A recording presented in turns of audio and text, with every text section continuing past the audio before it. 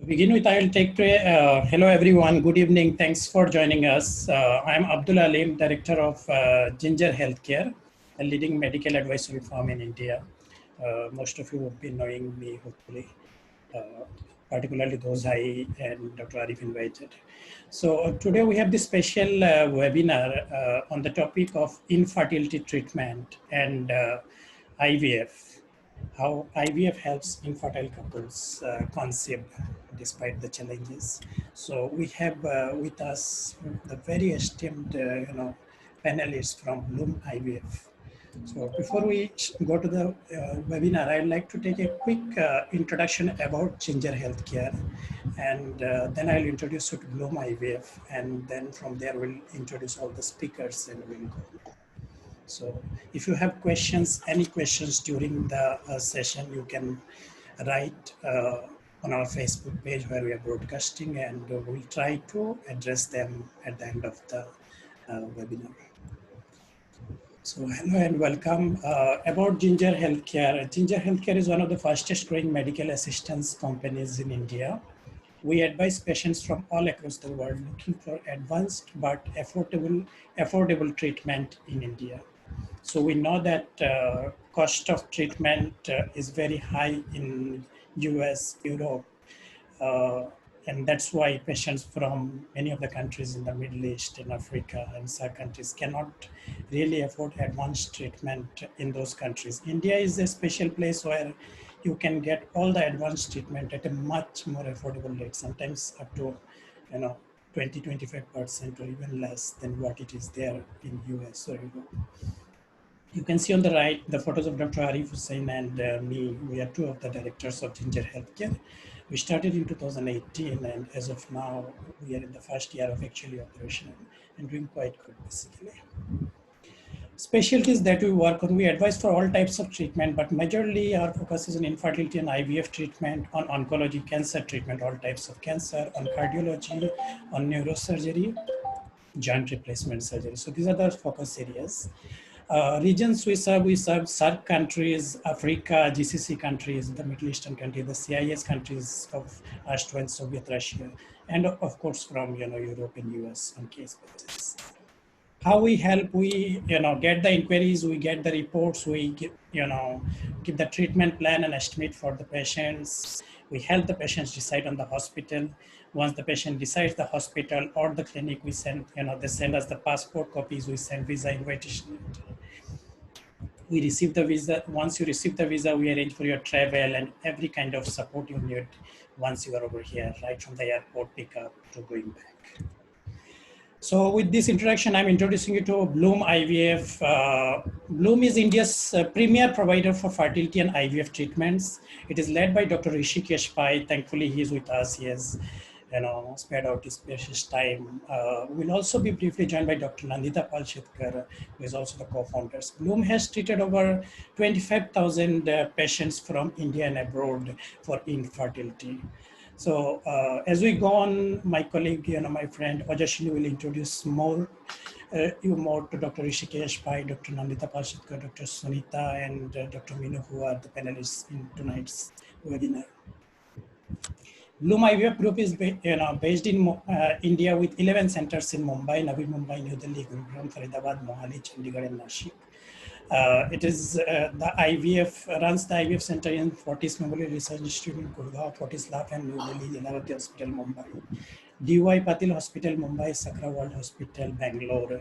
So it's a very, very leading name, delivering excellent infertility treatment across India for about 25 years now. Why this topic? Why we are discussing about this particular topic? Around 25% of couples face some infertility issues according to WHO. So the infertility is a very major issue across the world. Any country you pick up, it's a very major issue, especially due to environmental issues, health hazards, due to pollution and all, due to late marriages and a lot of other factors. Every couple, almost every alternate couple, has some form of infertility issues, and it's a taboo subject. It is not discussed really openly. You cannot discuss it out with families. You cannot seek assistance from friends.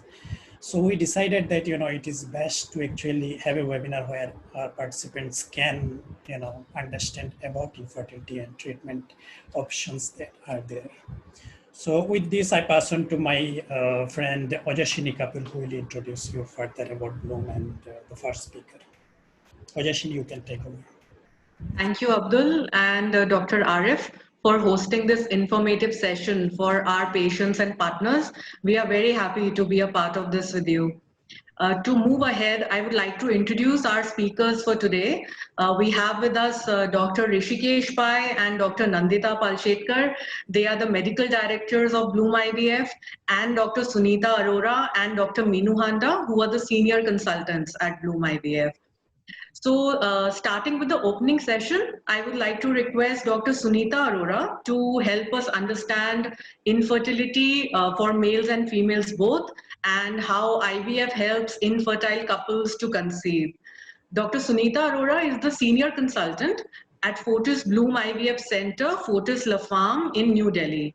She has over 15 plus years of experience, and she has received her training in IVF and reproductive medicine from New York. She has received many awards, including Dr. APJ Abdul Kalam Appreciation Award, and is currently Joint Secretary for Delhi ISAR and Secretary for Delhi Gynae Forum South. So, Dr. Sunita, I would request you to please begin your session.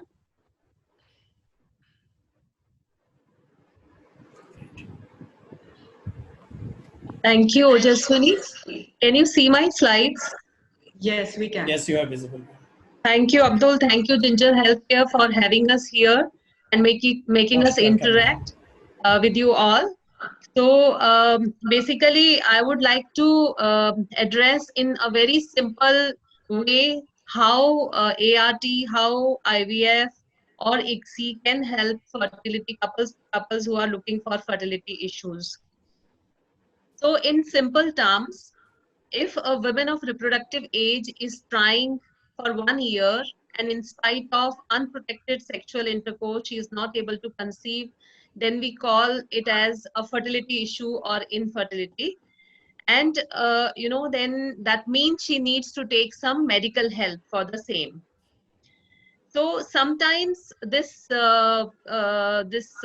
limit of 1 year, we need to decrease it in duration. In some cases, in some special scenarios, like when women age is more than 35 years, or if there is an apparent factor.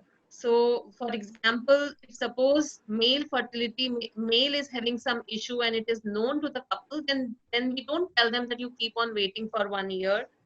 Or if the female's age is more than 35 years, her ovarian reserve starts getting towards lower side, or if by some way she knows that her tubes are blocked, then we will not tell her that you keep on waiting for a year. So these are the couples who need to seek the medical advice earlier. Now, just to understand what can be the various reasons, so male and females, they contribute almost equally to the causes of fertility issues or to infertility. So male can contribute as high as 34% of all the cases, and then female causes are there, and then 30% cases may be because of mixed fertility issues from both male and female side. So just to make it more simpler, I have put this picture for all of you to understand that this is how the reproductive organs are there inside female's body. This is the uterus. These are fallopian tubes, and here are the ovaries. So any issue coming with ovary, the egg production is decreased or the egg quality is low, or any issue with the fallopian tube which transports the egg from the ovary towards the uterus, or any issue with the uterus or vagina. So anything related, any problem in any of these reproductive organs can lead to fertility issues in a female partner. Now, broadly, we say that, WHO, World Health Organization, has given these parameters to say when do we call that semen values are normal or in normal range. So I will not go into the details, but yes, the sperm concentration should be more than 15 million per ml, volume being 1.5 ml, and morphology. Morphology means how many sperm are normal. That is also an important criteria. and what percentage is motile. So any of these criteria, if affected, can lead to fertility issues from the male side. Now, to understand this assisted reproductive technology, what all does it include? So any treatment that deals with means of conception other than vaginal intercourse is actually termed as ART, or assisted reproductive technique, which can include IUI, which can include IVF or ICSI. So IVF is in vitro fertilization and ICSI stands for intracytoplasmic sperm injection. IUI is a simple thing which is almost like natural, but for having conception or to have success with this simple treatment, there are certain criteria like the male sperm count should be more than 10 million per ml, and it should be having a good motility, and the tubes of the lady should be open and they should be well in time for seeking the fertility treatment, because sometimes the couples become late during their reproductive cycle, reproductive time, they're not able to approach for fertility issues, their egg reserves are low, so then it is better to move towards IVF. So now coming to what are the indications for IVF. So sometimes, so first of all, I have written unexplained infertility. So we are not able to explain, they're not able to conceive naturally, they are not able to conceive with simple treatments like IUI, then they need to go towards IVF. Then there is another condition which is known as endometriosis. Endometriosis is a disease mainly which affects the ovaries, and whenever endometriosis is there, what happens is the egg producing potential of the lady goes down before time. So these girls need to seek their treatment for fertility, and most of the time they have to go for IVF. Sometimes there is severe male factor infertility. We see occasional sperms in the semen sample. Sometimes they come with report of 1 to 2 million. So now we have advancements like ICSI, in which we can treat even couples who have their sperm counts as low as 1 to 2 millions also. And then sometimes ovulatory disorder. So ovulatory disorder means like in polycystic ovarian disorder, which is very common nowadays. There is ovarian dysfunctions, the girls fail to ovulate normally, they don't conceive with IUI sometimes, and then they need to go towards IVF. Now, similarly, when there is a tubal pathology, so tubal pathology, if the tubes are blocked, because in IVF or in ICSI, we do not need tubes, because we will be taking out the eggs directly out of the ovary through the vagina, and we do not need to put any cut also on the body for this process. It's through the natural route. So if the tubes of lady are blocked, then also they get very good chances to conceive in IVF and ICSI. Then poor ovarian reserve. So what I mean by poor ovarian reserve is the egg producing capacity is gone down, then they don't have time, because every 6 months their ovarian reserve may go down further. So that is why that is the time when you need to go into IVF and take a call, take a consultation from your fertility specialist doctor and go towards IVF if needed. Then sometimes surrogacy is needed for some reasons. When the uterus is not fine, uterus lining is not good, they need to go for surrogacy, but they want their own genetic child. Then also through IVF, you can get your eggs out of the body. Your husband or your partner's sperms will be mixed with the eggs, and then embryo is formed, and then surrogacy can happen. So even then, the child will be genetically belonging to the couple.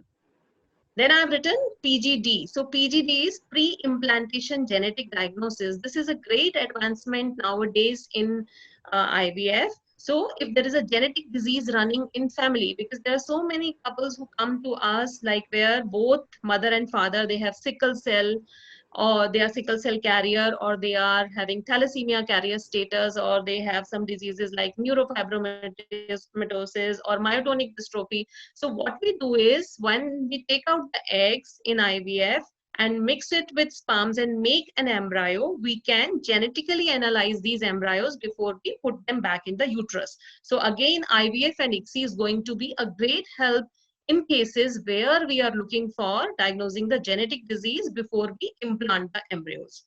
Then fertility preservation, it's a very, very important indication. Sometimes girls, they don't get married, well in time, and they are career oriented. So they need to preserve their fertility in time. So they can go for egg freezing. Sometimes if the lady is married and is not looking for fertility right now, so then they can go for embryo cryopreservation also. So when we say natural cycle, suppose a couple is not able to conceive naturally, but all factors, we have seen, but nothing is, no apparent cause is there, but still if we tell them you keep on trying naturally only, we are not going to help them because the chances to conceive will be only 2%. If we go towards IUI, they can stay near about 6%. If we move towards IVF, ICSI, we can raise their chances to around 50%, and take home baby rate can increase to as high as 30 to 40%. So it's very important to take a timely decision and move towards it. So this is a picture which shows the first IVF baby, Louis Brown, who was born in 1978, and now she has even given birth to her own child.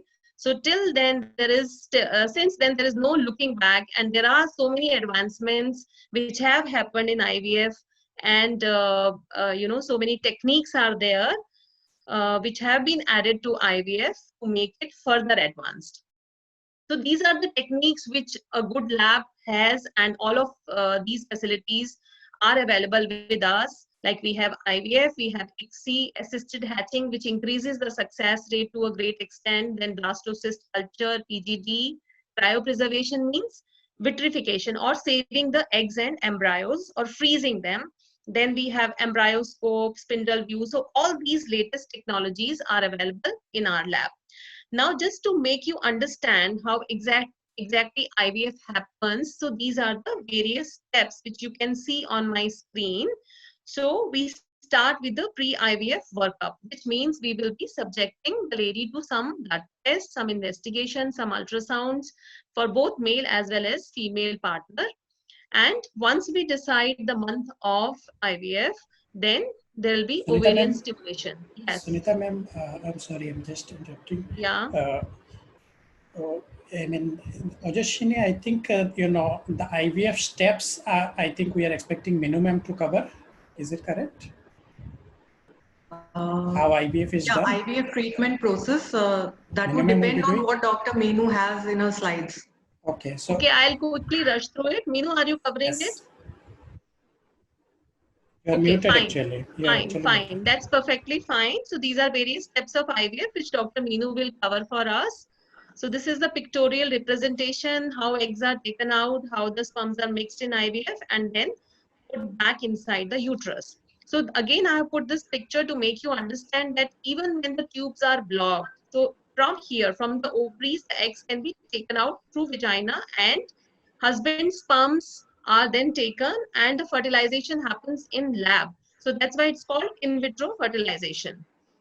So this is how the embryo develops in the lab. So indication for IVF, partly I have already covered, like tubal pathology, low egg reserve, PGD, and fertility preservation, or whenever ICSI is indicated. So it's very important to do it timely, so an early referral, because if the female age is advanced, then the chances in IVF will also decrease. So it's very important to timely consult your doctor. And if AMH, the egg producing capacity, starts going down, then again there will be an issue, and so that's why we say a timely referral is very important. Cases of endometriosis, then if the male partner has got compromised semen parameters or tubal compromise is there, ICSI Dr. Meenu would be covering.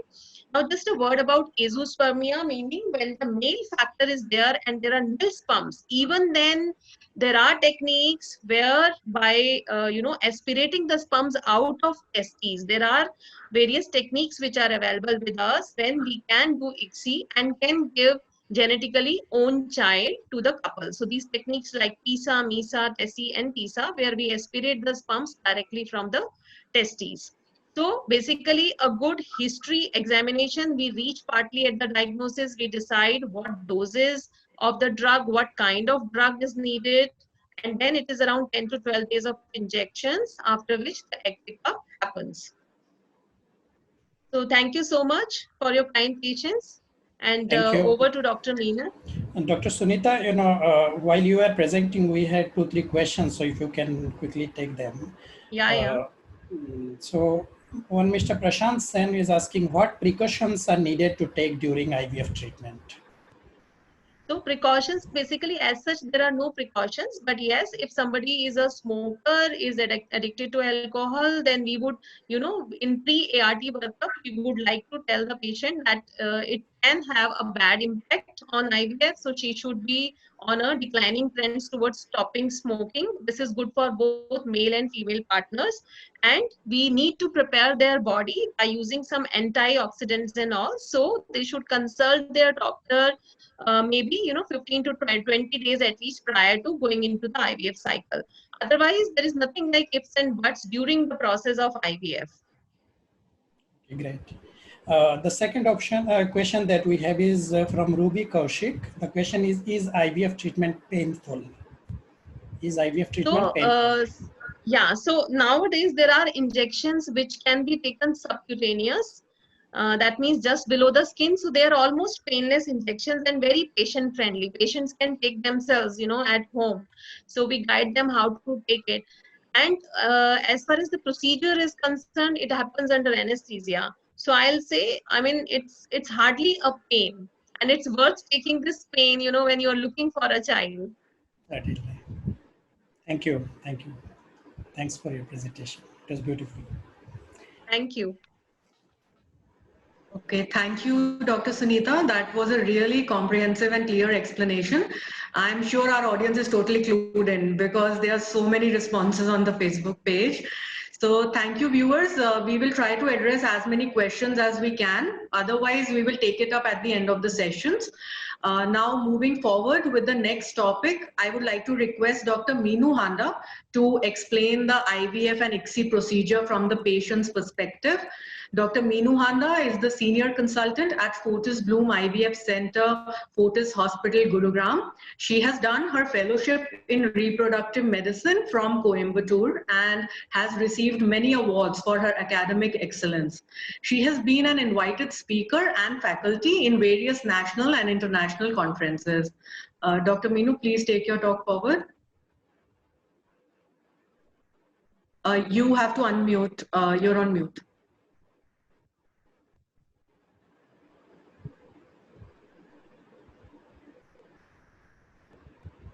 Dr. Meenu, can you? Yeah. Now it's Can fine. you see that now? Yes, yes. Is my screen being shared? Yes. All right. So thank you, Ginger Health, for inviting us here for this excellent health webinar that we are conducting with our patients today. So today we wanted to take you and walk you through the various steps of IVF in the most simplified manner that we can do for all the viewers and for all whoever has joined us today to make them understand. Before that, I think Dr. Sunita has very well, cleared the doubts that all the patients do not require IVF to achieve a pregnancy. But yes, there are certain selected couples who would require IVF to achieve their dream of parenthood. So this is very, very important that this is a revolutionary technology and many patients can benefit out of this. Now coming to, IVF is, we always say that it is a part of science which has to go hand in hand with nature. And when you look at naturally what basically is happening inside our body, we try to mimic the same in our IVF labs. So from the ovaries, when the egg is released, and this is the tube, if you can appreciate, this is called as a fimbria, which is like a finger-like projections of the tube, and it is functional and open. It catches the egg here. And if you can see the sperms coming and fertilizing the egg here. And from there, what forms is a baby egg, which we called as an embryo. Now this embryo will go through the fallopian tube, and around the day 4 to day 6, this is the time when it enters the womb of the mother and gets implanted.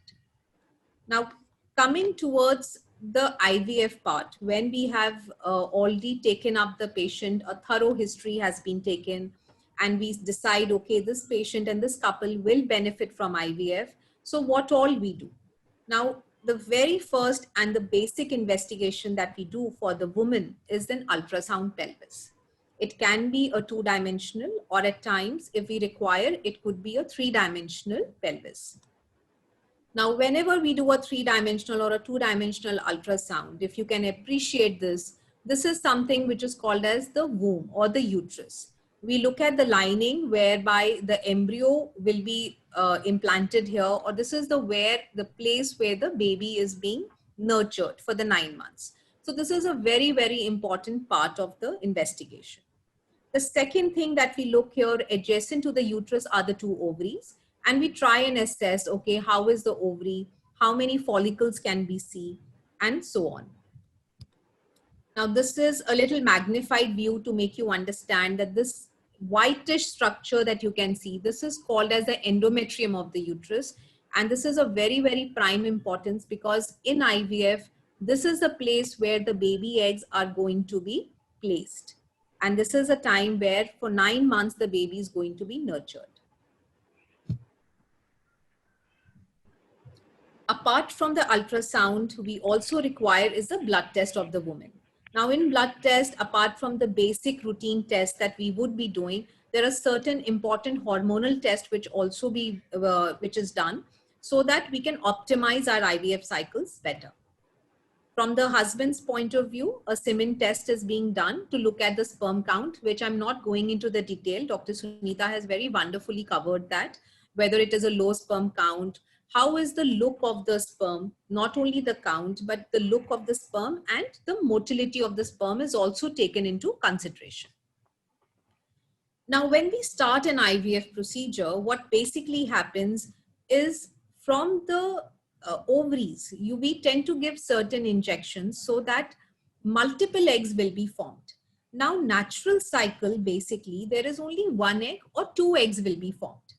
And the rest of the eggs which are going to be there in the ovary, which are not developed, but they are discarded from the body.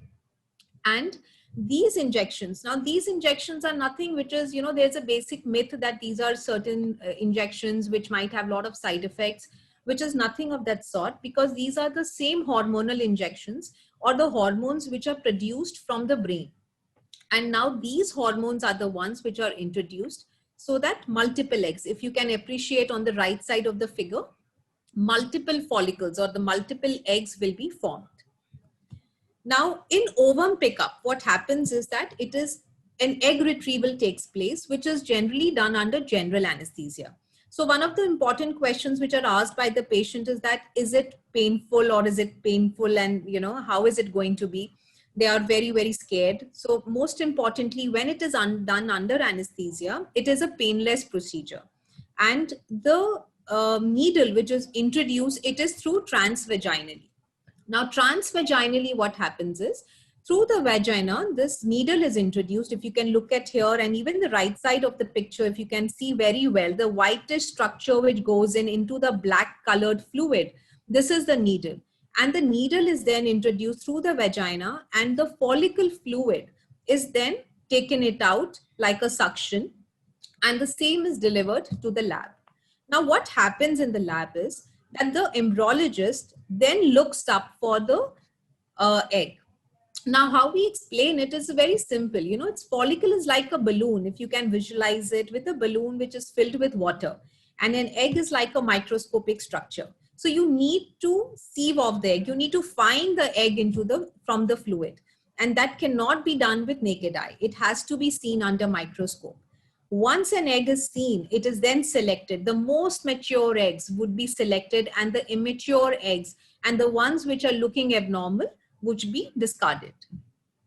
Now, if I have to magnify this, this is a very beautiful picture for all our viewers. If you can see that this is an egg of a woman, and if you can appreciate, there's a small needle, and in that small needle, if you can see here, there is a sperm, if you can appreciate that, and this is introduced inside the egg, and the sperm is introduced into the egg. So this is something which is called as a fertilization happens after this. I hope you guys can appreciate this when you insert it. Now this is called as ICSI procedure, or intracytoplasmic sperm injection. Now, in sometimes where Dr. Sunita was describing it to you, and sometimes what happens is there is a problem with the sperm. And then how do you select the best sperms? Now, there is a condition, there is a, technology which is called as PICSI, which is called as physiological ICSI, whereby a better or a healthier sperm is then selected and then put inside the egg. So that really helps in couples which they're having an issue regarding the sperm. There is also now a technology with us which is called as IMSI, which is intracytoplasmic morphologically selected sperm injection. Here, if you can very well appreciate that morphologically, now here the magnification happens 6,000 times, and you're able to select a much better sperm where you can look, okay, this is a much normal looking sperm. You can calculate the dimensions, pick up a better sperm, which might give us a better embryo and a pregnancy, and which does help in the pregnancy rate. Now, coming to the lab procedure, once you have done that, we keep the embryos and we monitor them for day 3. And this is where the cleavage starts happening. Now, for the viewers, what does cleavage means? It means that when the mother's DNA and the father's DNA comes together, it starts to form a baby egg. It starts cleaving to form multiple cells. And this is how an embryo looks like. And it's certain patients where you have multiple IVF failures. Now the technology has gone so much beyond. It is called as an embryoscope. Now this is another very beautiful technology which is called TIDE-PLATS, non-invasive. It's a video imaging where without opening the incubators for many times, you can easily monitor the growth and select a better growth embryo for the embryo transfer, which might help the patients. This is how the lab actually looks like. And a embryo which is cultured to a day 5 or day 6, it's called as a blastocyst. Now, blastocyst is another very, very important technology where blastocyst culture gives rise to better pregnancy rates. As far as an embryo transfer, now when the embryos are ready, the woman comes back, and if you can look at the right side of the screen, this is how we introduce the embryos very gently inside the uterus. I hope you can appreciate this. These are the small 2 dots of which signifies the release of embryos. And once the embryos are released inside the uterus, this is the mother's womb, where we introduced with the help of a very simple soft catheter, and very atraumatically we'll introduce it. And after releasing it, then we all wait for 14 days to do a blood test to look at the pregnancy and see whether the embryo has implanted with the endometrium of the mother, that is the uterus, the womb of the mother.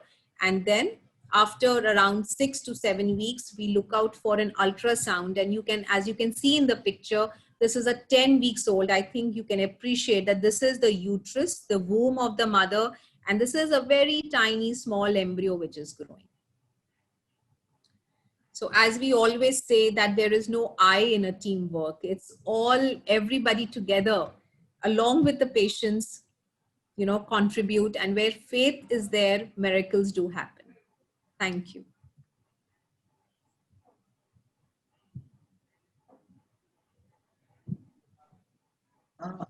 Abdul, you need to unmute. I'm sorry. I'm saying, Dr. Minu, thank you so much. The presentation was beautiful. You kept it pictorial. I think that was the best part, everything explained with good pictures. So it was easy to comprehend. We have a few questions before we go to Dr. Pai, the next speaker. So Kamini Mehta is asking, how long should we wait before consulting a fertility doctor? See, it also depends upon the age of the couple. If they are younger age, we say that you can wait for a year, try naturally, and then if there is a problem, you can come and consult us. But in case the age of the patient, the age of the couple is more than 35 years, then you must consult earlier. Like you must consult within the 6 months, and even earlier if you have an issue. and younger patients who have endometriosis, who have had who had repeated, surgeries where we are thinking that the ovarian reserve could be an issue, they should be consulting us early. The second question we have is from Shilpa Ratra. The question is, my friend has failed IVF cycle twice. Is there any hope for them? I believe this question may be more relevant after Dr. Pai's presentation, or I think the presentation might actually cover, because we are talking about advanced IVF procedures, right? So I think we'll put this question for Dr. Pai himself. The next question we have is from Salma. Her question is, how much does proper nutrition help in fertility? Definitely, as we had spoken, that before we take up any patient for IVF, it's very important to optimize the success rate. And optimization of the health of the patient it's very, very important. What we look is into the count is that there should be no medical disorders. If a patient has been smoking, we tell them not to smoke. We look at a BMI of the patient. If she's obese, we try and tell them to control the weight and then try for IVF. Number 3, along with the antioxidants, the nutrition part plays a very, very important role. So we always say that a high protein diet and a low carb diet definitely helps. And any food items which is rich in antioxidants will definitely improve the overall success rate of your IVF. As we said, IVF is a science where, science and nature has to go hand in hand. So it's not just the drugs, it's also the overall health of the patient that will make a lot of difference in the ultimate success rate of your cycles. Thank you. We have one more question. I'll ask you one more question, and rest we can cover at the end. How many times can one go for IVF treatment? Are there any age restrictions for the same? Achal is asking. I think Dr. Nandita's topic would definitely clear this. Okay. I think we can take this question after Dr. Nandita's topic. Excellent. So we have a few more questions we'll take at the end after Dr. Pai and after Dr. Palshan. Yeah. Thank you so much. Thank you, Dr. Meenu. That was definitely very clarifying indeed. So now, quickly going ahead, I would request Dr. Rishikesh Pai to share his expert opinion regarding handling repeated IVF failure cases and also recent advances in IVF. Dr. Rishikesh Pai is the medical director at Bloom IVF Group, having centers across India. With over 30 plus years of experience, he is one of the pioneers of IVF and advanced fertility treatments in India. He has received over 30 plus awards and has numerous research publications to his credit. He is Director, Corporate Affairs, International Federation of Fertility Society, and President-elect FOGSI 2022-23. He has been past President, ISAR, IAGE, and MOGS. Sir, it will be a pleasure to hear from you. Please go ahead. Ajashini, I would also like to hear about some of the celebrity clients that Sir has. I mean, that's something. I would leave that on him to say. Okay, excellent. Basically, all people whom we treat are all celebrities for us. All our patients are important for us, whether it is a... Sir, your voice is a little, maybe volume is a little low. No, my volume is a bit problematic. So, can you hear me now? It's better now, sir, yes. Louder. So all people are important for us. So it's for me and my colleague Dr. Nandita, who has been my partner, and we have started the Bloom IVF 30 years back. Now Dr. Sunita, our in charge of the Fortis in Delhi, GK2, and Dr. Meenu, who is our in charge in Fortis Gurgaon. They are looking after the northern operation, along with one Fortis we have also in Mohali. Now we get a lot of IVF failure patients also. Normally in 3 IVF cycles, majority of patients become pregnant, but some of them, 10% of them, they don't become pregnant with 3 attempts. So in 3 attempts, if you look at the latest Human Fertilization Embryo Authority reports from England, the success rate per attempt is in the region of 31 to 35%. And nowadays they calculate the success rate per embryo transferred, not per embryo transfer, because in abroad they want 1 embryo transfer with high success rate. So the new calculation is based on per embryo transfer, but in India we still transfer 2 or 3 embryos to give better pregnancy rate, but abroad they want to transfer lesser embryos because if there is multiple pregnancy rate, there is a lot of premature deliveries, and that can be problematic. So if many of these patients who fail, they come to us for treatment, and we investigate them, and we're using a lot of technology which is there available to us. And more than technology, it is a standardization. So if you have a standardized technique, many of these patients, they achieve pregnancy. It's a very simple technique.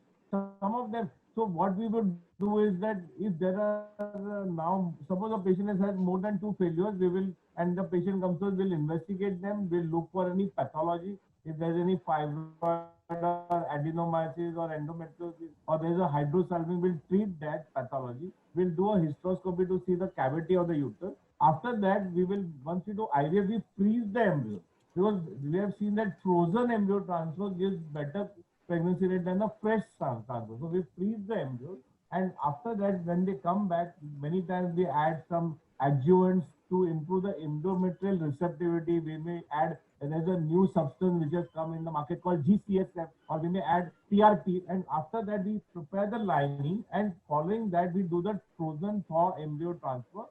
Many times we are doing a day 3, day 5 transfer. So we do one embryo on day 3, one on day 5. Day 5 embryo is known as a blastocyst. And with this, many people, they become pregnant. We also have a new technology where you can do genetic analysis of them. Many of these embryos are genetically abnormal. So we can do genetic analysis of the embryo and transfer a genetically normal embryo. Please note that in India, sex selection is illegal. And if you try to do sex selection, you can go to jail for it. So it is banned in India, and we don't do it. So, but we can do genetic analysis for aneuploidy, trisomy, abnormal chromosome 18, 21. So these aneuploidies can be tested, and only the normal embryo can be put back. So with this, lot of patients, they become pregnant. So this is a very good technique, and with this, a lot of, and of course, ultimately, if everything fails, then we can do what is known as third-party reproduction. Like we can go for an egg borrowing if the egg quality is not good. If patient is an older patient, repeated IVF failures are there. But even with older patient, and Dr. Nandita can maybe throw light on patients with poor ovarian reserve. So even with older patients, now we can give them pregnancy with their own egg.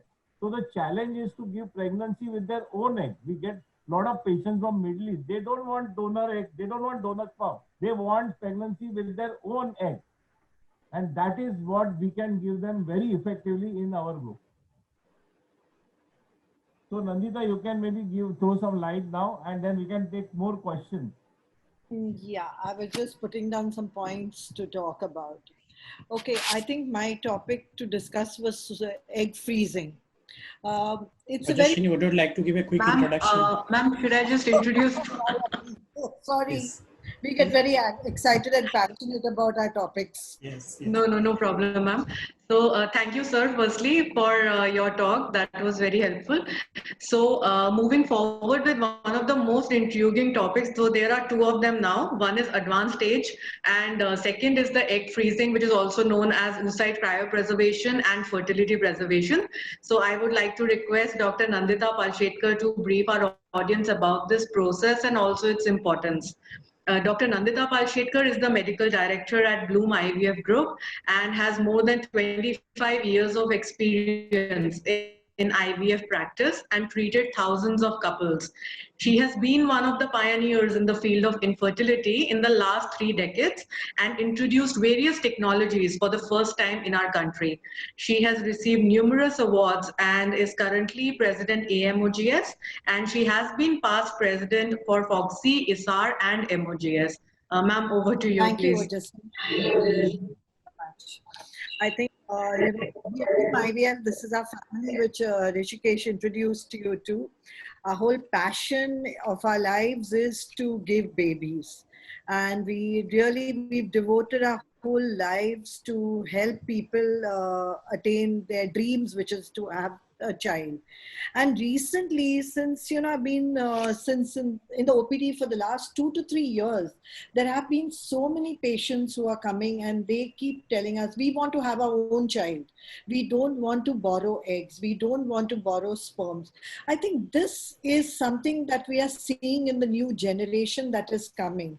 They want to have their own child. And I think today the technology is advancing a lot. And we as fertility specialists can actually help them achieve this dream. And there are lots of technologies which can be used in the woman, in the man, to help them have their own sperms, to have their own babies. And a lot of things can be covered, but I'm just going to talk just now only on egg freezing.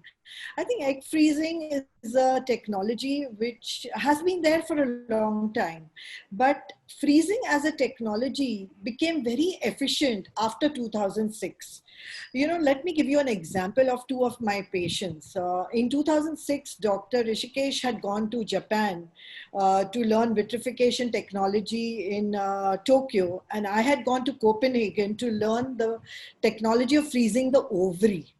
And we both came back to India, and we had this patient who is, you were talking about celebrities, so I'm going to talk about her because she's openly talked about it. Miss Diana Hayden, she was Miss World, and she came to me and she told us that she was 34 years old and she said, I want to freeze my eggs. It was a very, very new technology. She had heard about it in America, and me and Rishikesh sat down with her and we counseled her and we chatted with her that it's very new, and we've just got this new technology of vitrification, and we did the stimulation. We got her eggs out, and Rishikesh actually went into the lab himself. We are both clinicians, but he's a trained embryologist. Of course, I also do a little bit of embryology, but he went himself and he froze those eggs because he had learned the technology in Tokyo. And we froze her eggs in 2006. Today is what? 2020, right? She's got 3 children after the age of 42 from those eggs which were frozen so many years ago. So can you imagine this girl? She told me that I want to have my own child. I want to have minimum 2 children and adopt 1 child. But unfortunately, we landed up giving her 3 children of her own. So she's saying, I can't afford any more to adopt now. But she had her children at the age of 40 with her own eggs, which were stored, which were 34 years old. I think that is the beauty of technology. And let me tell you, another celebrity patient, I cannot take her name, had come to us in October. Rishikesh, do you remember the famous patient which came to us? And she reached in October from abroad. She flew in straight to Bombay, did an IVF. We developed 9 embryos, if I'm not mistaken, and it was the old technology of freezing which we used. And we were able to give her only 1 baby out of those 9 embryos. Whereas with Diana, because of the vitrification technology, the change in that technology, just see it's a naseeb or whatever destiny you say, and the change in technology made Diana have 3 children. And this girl has always told me that you've only given me 1 child, and you are not giving me more children. So this is what the beauty of technology is, how each technology goes, and it depends on where you are. So today's generation is very lucky to have this. So what exactly is it? Then the other patient that I would really like to talk about is also Ekta Kapoor. See, because these are all indications of social egg freezing. Ekta Kapoor again came at the age of 34, 35, froze her eggs, and she had a baby at 40 plus. So eggs were frozen for 8 years. See, I don't mean to give these celebrities as an example, but because of these celebrities, they talked about it. Trust me, we've frozen so many eggs of so many mothers who came with their daughters. They said, my daughter is going abroad for studies. She will not be back for 5 years. Please, let's freeze her eggs. There are many girls who haven't found their partners yet of the pharma industry. They are lawyers. They are of different, in different fields, bankers. They don't have time to find partners. So those are the girls we've frozen eggs for. And I think it really helps to stop the biological clock. And today's world, if you see, it's women empowerment also, because a girl can actually put her childbearing on hold while she achieves what she wants to, either her education or her career or her job. I think that's very, very important. And even, you know, we have a Bible in IVF, that is the American Society of Reproductive Medicine. In 2012, it actually said that this egg freezing is now can be offered because the results are good.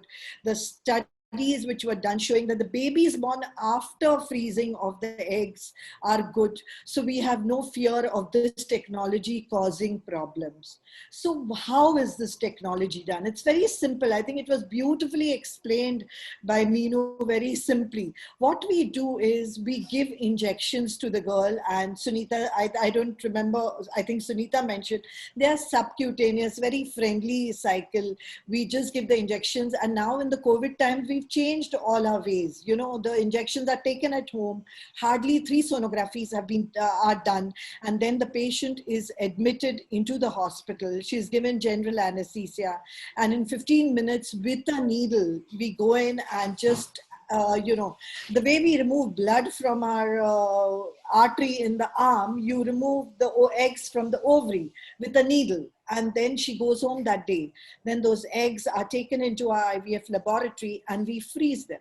And it's as simple as that. You can freeze them for 5 years, 10 years, 15 years. In UK, you can freeze them for 5 years, though now because of COVID, they've increased it to 10 years. In India, we don't have any such law, so we can freeze them for as much as the patient likes. In fact, I think, Rishikesh, we have a patient who's taken 3 babies out of her one cycle.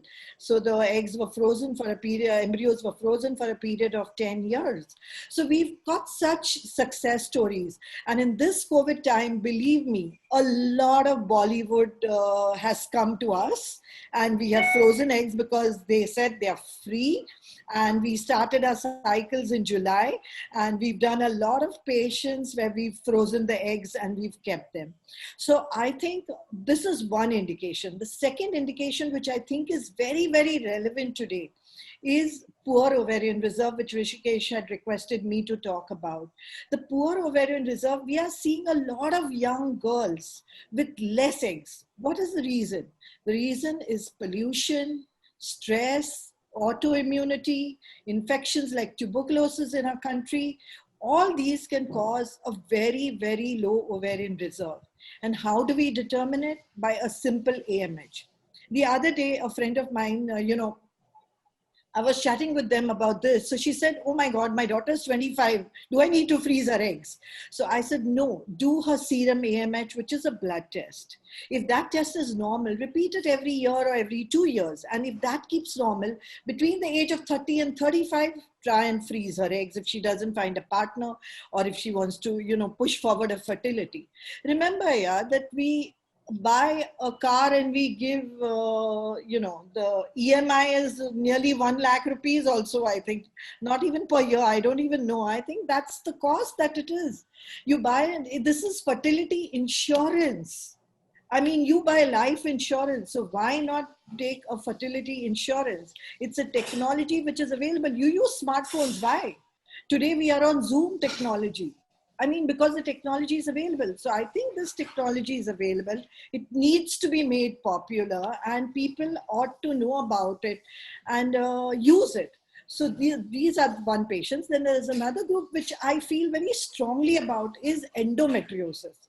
We see a lot of young children, adolescent endometriosis. And, by the time they are operated 2 times, 3 times, those poor girls land up with egg donation. And they need not do it. You can preserve the eggs. In fact, cancer has taught us a lot. egg preservation was first offered to cancer patients. Do you know that the ovarian tissue preservation, which I went and learned in 2007, is now being offered to children? They have frozen from 8 months to 18 years, 15 years ovaries of the children. And there are pregnancies after putting those ovaries back in. So, I mean, the technology is amazing. It is still experimental. I agree with you. But there are certain technologies which have come out of the experimental phase. And a lot of gynecologists don't know about it. So we're doing a lot of awareness, a lot of advocacy about this so that people can have their children with their own eggs. I think another thing is even in, in IVF cycles, like I think Meenu had talked about zero sperms. Sometimes we get very less eggs. We get 2 or 3 eggs, and I have to do a biopsy of the husband to get the sperms. Then I would take, try and get more eggs. So we freeze those eggs. So there's a lot to talk about, but I think I will cut short because it's already getting very late. It's already 10 o'clock. So I can go on. I'm very passionate about this egg freezing, and it's fine, ma'am. I mean, it's pleasure hearing you. If there are more things to talk, I mean, we are within time, so it's okay. You can continue for a few more minutes. That's it. Let's answer questions. I think it would be fun to have an interactive session. Certainly, sure. I would like Meenu and Sunita to talk once. Meenu, you can give an idea of how we handle that patient who had 9 IVF failures, 9 failure patients. And Sunita, you talk about pre-implantation genetic technology, which thalassemia, sickle disease, which she did. Hello, am I audible?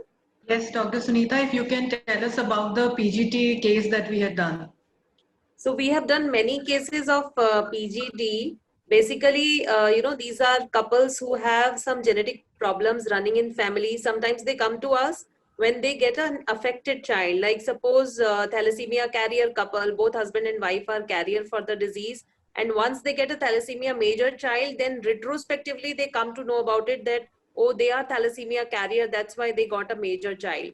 So these are the different profiles of couples who come to us, sometimes even sickle cell carriers, sometimes myotonic dystrophy. So we have done many cases of sickle cell carriers, thalassemia carriers. We have done even neurofibromatosis cases. So what we do is in these couples, after doing IVF, after taking out the eggs of the lady, then, once the embryos are made, embryo is a combination of egg and sperm. So once they are made, then they are taken to day 5. They are grown till blastocyst stage. And then in experienced hand, the embryo biopsy is done and it is sent for analysis to the genetic lab. So they are properly labeled. Like suppose we get 5 blastocysts in an IVF cycle, then they are properly labeled as number 1, 2, 3, 4, and the biopsy from each individual blastocyst will be sent to the genetic lab. So till when we get the report back, these blastocysts are in storage with us. They are cryopreserved with us. And once we know which one are the normal embryos, then we will be transferring only the normal embryos inside the uterus. So this is actually a very, very advanced technique which is available with us and has already helped many couples getting genetically normal kids.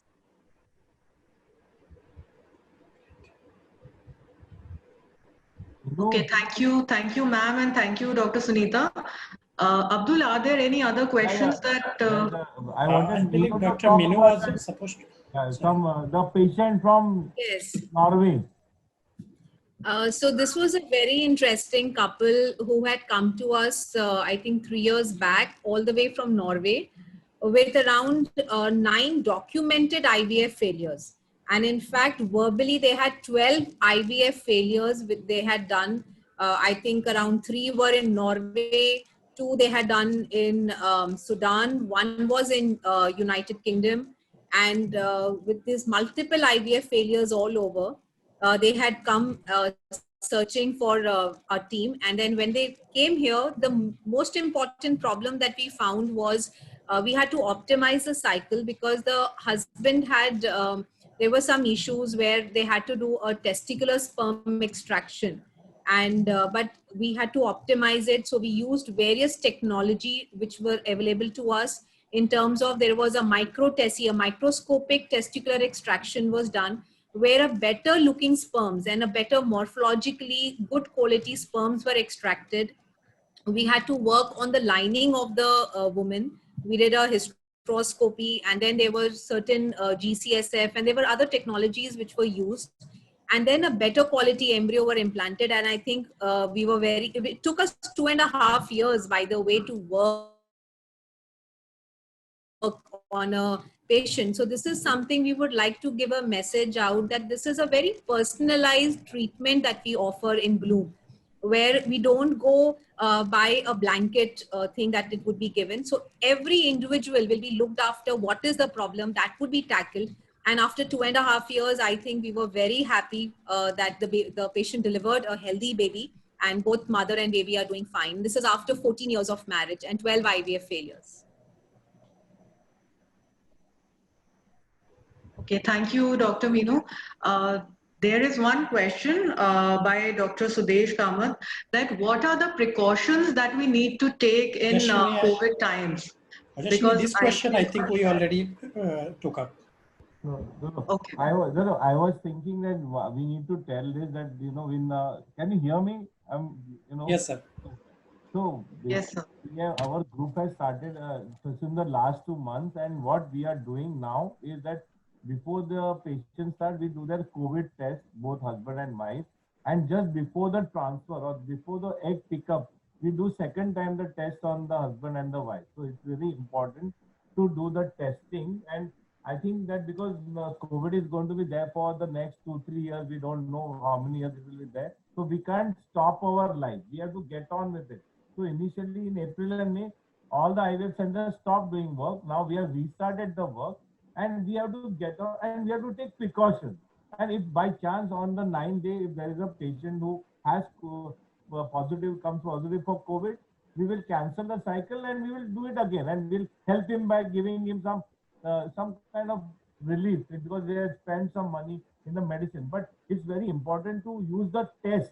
The PCR test has to be used by all of us, in all our life now, to see that we can selectively identify the COVID patient, isolate the COVID patient, and quarantine him. That's very important. Rashmi, can I ask the next question? Yes, please. So Gulenur Hussain is asking, how long does it take to get pregnant with IVF? His question is to Dr. Meenu Handa. Ma'am, you are muted. You have to unmute. Yeah. So this is actually a very, a very generalized question that he has asked. I think, as I already said, that it all depends upon the patient's basic problem as to why they are not getting pregnant. And once, as we said, that in our team, what we look at is what is basically, we try to pinpoint that, yes, this is an issue. We try to tackle it. And as soon as possible, when we start a procedure, I think we are able to optimize it with various techniques. So it all depends on what is the basic problem of the couple that they are facing. Abdul, I would like to add this, for our international patients, what we usually do is, if they can connect with us prior to coming to country on mail or something, then we can start their optimization part there itself. They can do their baseline ultrasounds, their investigation there only, and we try to minimize their stay here. So on an average, you can say around 20 to 25 days, including embryo transfer, it will take for a fresh transfer. But sometimes we need to do multiple cycles and collect embryos first before transferring, then it may take a little longer. But this, optimization part, which we need to do a month before, that can be started there itself.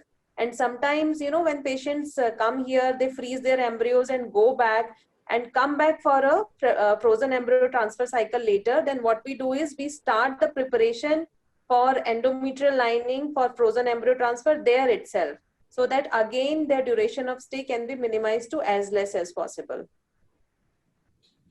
I think we did for a couple of patients earlier from Sudan, from UAE and others, so I do remember. In fact, just last week, we recommended some medicine to the husband who has low sperm count and he's advised to they are advised to undergo 1 or 2 IUI cycles before planning for here. So I think for international patients, reducing the timeline for stay in India is a very important part, so that they can get pregnant in limited time. The next question is again from Mr. Sudesh Kamath. His question, I think it is already addressed, but it is, how many blastocysts are transferred back into the patient per cycle?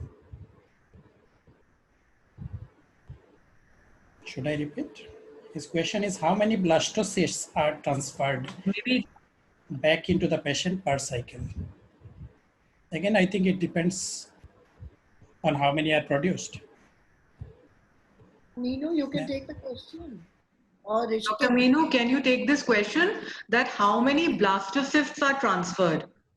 Well, how do you plan that? That how many blastocysts should be transferred? So, see, with blastocyst now, the whole, we are slowly moving towards a single embryo transfers now, because we try to minimize the complications of prematurity and multiple order births. So if it is a very good one blastocyst, we try to transfer as much as possible a single blastocyst, or at the maximum 2 blastocysts can be transferred, but never more than that, because we try and minimize multiple order births.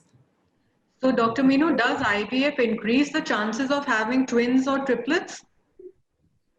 As we said, Ujaswini, now all of us are moving towards single embryo transfers. There was a time where multiple order births were known to be a problematic issue with IVF, but it's no longer like that, because we are trying towards achieving a single order pregnancy and trying and avoiding the risk of prematurity and other complications. Because with twins and obviously with triplets, we do not like to proceed ahead.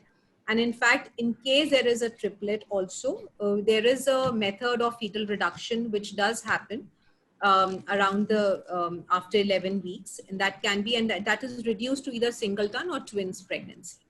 So, but ma'am, if Abdullah, yes. So what is the whole thing is that we are going now, the whole world has already shifted. In India, we are still putting more embryos in because a lot of us are out of pocket expenditure. But now if suppose we put 2 or 3 embryos in, the chances of pregnancy will go up. But with that, the chances of multiple pregnancy like twin and triplet also go up. The problem with that is that they deliver prematurely. There's a lot of cost involved in keeping the children in the incubators, etc., etc. There are problems during pregnancy. So in the world, single pregnancy is very important. But if you put only 1 embryo, the success rate will go down. That is why we are now culturing the blastocysts. Suppose we have got 3 blastocysts. Now, if we have a technology by which we can identify the best blastocysts and put it, and the first shot give the pregnancy. So now new technologies have been introduced by us. So one of the technologies to identify the best blastocysts is the genetic analysis. So we have now introduced the first time in India, and recently we had the first birth. We can now do testing of the embryo, genetic testing without biopsy of the embryo. By just culturing there is a DNA leakage that takes place around the embryo. We can analyze that DNA and diagnose whether this embryo is genetically normal or not, and only put single blastocyst and give very high pregnancy rate. The second method which we have introduced now, even in the Delhi unit, is and Mumbai unit and Mohali unit, is that we can now do artificial intelligence. We take the photograph of the blastocyst, and by automatic analysis, 40,000 parameters are analyzed in the photograph, and we can predict. Suppose there are 3 blastocysts, we can predict which is the best blastocyst, and we can transfer that to give the highest pregnancy rate. So the new technologies are going to, so all over the world in the next 3-4 years, single blastocyst transfer will be the norm, and we will get the same pregnancy rate which we would have got by putting 2 blastocysts back. Thank you, sir. Thank you. Even a lot of the new developments I was even not aware of, particularly the use of artificial intelligence, which I'm sure is going to be making significant difference. We have introduced it already in India. First time we have not yet announced it. It is known as the ERICA technology. First time it has been introduced without, and already the pregnancies are ongoing. All over our centers we have introduced that. We are very During the COVID time, we introduced the technology. Imagine. It's excellent, sir. Thank you, sir. The next question that we have, I think it's a very question that we get very frequently, especially from ladies. Are there any harmful effects of fertility hormones? Priyanka Pandey is asking. Nandita, you can take that. Yeah. So far, whatever we've seen, and there's a lot of research being done because obviously this question is on everyone's mind. So far, there's absolutely no harmful effect of fertility hormones on the woman. In fact, the harmful effect comes because infertility is a risk factor. So in a lot of problems, when you are infertile, your risk factor increases to cancers, etc. But studies have shown that all these fertility drugs do not lead to increase in any problems. So they are absolutely, at least so far, whatever the results are, they are safe for the mother. And there are studies even on the children which have showed that they are safe for the children. The abnormality in the children that is seen normally when, my mother had me, she took a chance of 1.5% that I would have some abnormality. So when you have a natural conception, that's the abnormality. In IVF, we take a chance of 2 to 2.5%. So that increase is an acceptable increase, and that is the increase that we see in IVF. And today, remember, please, all the obstetricians and gynecologists, that technology is available to pick up these abnormalities. No child should ideally be born with any problems. There is technology, there are genetic tests, there are sonography tests which are available, which can pick up 99.9% problems. The only thing is that awareness has to be there that these tests should be performed even on normal pregnancies. That is very important message that should be given to everybody, that these tests are available, they should be performed for everybody, and these problems should be detected. Thank you, ma'am. This may not be very relevant to your clinic, but generally some people have the concern of overstimulation in terms of IVF to produce good result. How do you answer that? Maybe. What? The overstimulation. Hyperstimulation. How do you avoid hyperstimulation? Yeah. So Abdul, nowadays, there are no cases of severe hyperstimulation which are seen in our clinic. And it is totally an avoidable thing. We are using all safe protocol. So there is a protocol called antagonist protocol, which is very, very safe and avoids hyperstimulation. And then there are certain drugs like, some specific triggers which we use. Then, we don't do frozen, fresh embryo transfer in such cycles. So these are preventive steps to prevent hyperstimulation. So for last 7, 8 years, we haven't had any case of severe ovarian hyperstimulation in our clinic, and we are totally free of hyperstimulation now. So all these safe protocols, safe trigger injections, and safe methods to do frozen embryo transfer. This is called segmental IVF, which we do for cases like polycystic ovaries, where hyperstimulation can happen if these steps are not taken care of. So we are, using all these preventive steps, and there is no case of severe hyperstimulation or even moderate hyperstimulation, which is happening nowadays. Abdul, there are certain things which can help identify a patient, like a lean, thin patient, AMH more than 3.5, a previous history of hyperstimulation with simple drugs. All these factors, we kind of identify the patient who can go into this. And then we take care when we stimulate this patient. So this patient is identified before the cycle is started. And then we do all the care which Sunita has mentioned. So all of us have identified that patient and taken the care. So we have an OHSS free clinic. All of us sleep well at night. For the last 10 years, I don't think we've had to touch wood. What Madam is Dr. Nandita is saying, so hyperstimulation in the olden days, we used to use different medicine. So we used to have patient with big ovaries, lot of water in the tummy, water in the chest. We had to put needle and take the fluid out. All that is gone now. Last 8 years, we have been totally OHSS free. And especially this happens with PCOD patients, and they are PCOD is very common in Middle East patients and in North India patients. Every second or third patient in North India is PCOD. So we have to be, because of the new technology and because we can freeze the embryos and we can transfer them in the next cycle, hyperstimulation is eliminated now. That's excellent to hear actually, because this is primarily But because you know of lot why? of Because why you are asking that question is lot of people still yes, use the old style of stimulation in our country, and that is causing hyperstimulation.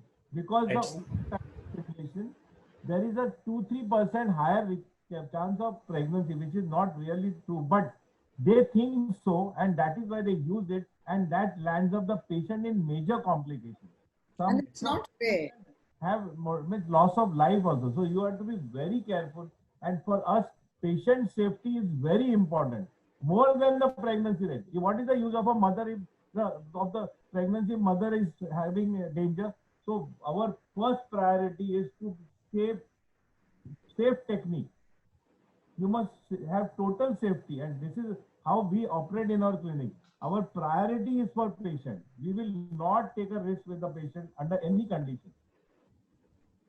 Thank you so much, Dr. Sunita, Dr. Nandita, and Dr. Pai. The next question that we have is from Shilpa Rathrath. Her question is, my friend has failed IVF cycle twice. Is there any hope for them? Yes. Come on, go ahead, Meenu. So, as we said, there is definitely a hope for these patients. And in fact, I think all of us will agree that in Bloom, we are also at times known to be the tertiary care, where we have multiple IVF failures as a routine, where we are referred patients with multiple IVF failures. So most important, as we said, that first is very important to see where exactly, the cycles, where exactly was the problem for the couple, number one. Number two, what happened in the previous two cycles? Can we pinpoint and can we again optimize at their cycles? And also with the help of all the technologies now that we have, especially in our centers where we can utilize the embryoscope, we can utilize if there's a sperm issue, then can we again look at how do we collect better sperms? We can look at MC, we have PIXI. Then we look at how do we get better embryos.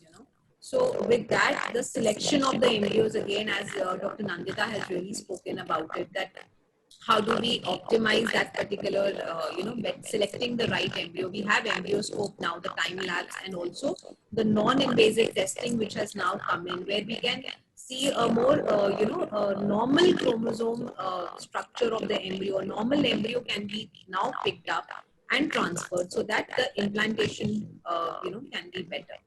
So I'm sure for Shilpa, there is, with all these patients who have multiple IVF failures, definitely they do have a hope, provided we do the right step at the right time. Abdul, we've had a patient with 26 IVF failures positive. What street is it in London, Rishikesh? Harley Street. Harley Street. I couldn't get the name. She's done 26 attempts in Harley Street in London, and she came to us and she took home a baby.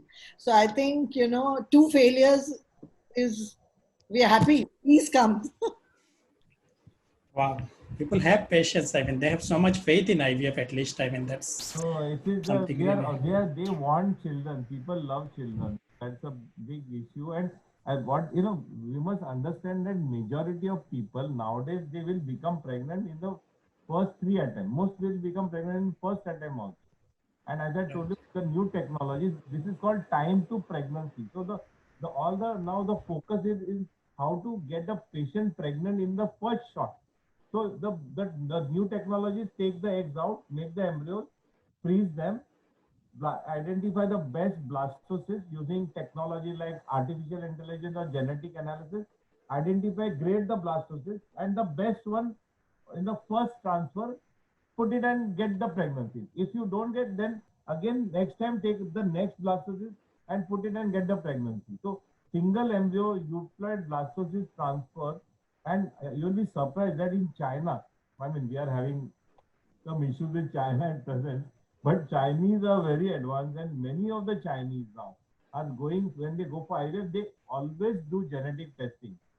So they are testing their babies and putting them after testing. So they are getting so that technology is going to come in India also. So in 10 years time, all the embryos will be genetically tested. Of course, we are not going to test them for any other thing like sex, which is illegal in India and you can go to prison for it.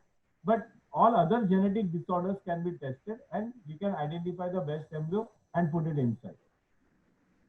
Right, sir. Because if some things can be avoided, like genetic diseases like thalassemia and all, if we can avoid those, it's much better than having those issues later. You It's know, very there is painful 6 thing. million people with sickle cell anemia in India, in the Right, Chhattisgarh sir. region, and our Prime Minister, Mr. Modi, it is one of his campaigns that how to make us, because many of these sickle cell people, the girls are not getting married also, because people don't want to marry them because fear of having children with sickle. So the PGD for testing the embryo, diagnosing the sickle is going to be the future for this Chhattisgarh, Madhya Pradesh area where a lot of prevalence is there. Thank you, sir. The next question that we have again, a good question. Salma is asking, does being overweight or underweight impact fertility? Neeta. Can you repeat the question, Abdul? Sure. Salma is asking, does being overweight or underweight impact fertility? Yeah, so, being overweight definitely affects the results, and we have to, when we say optimization, so that means we have to try bringing back the BMI. Sometimes if the BMI is too high, then we need to go for bariatric surgery also. So that does help.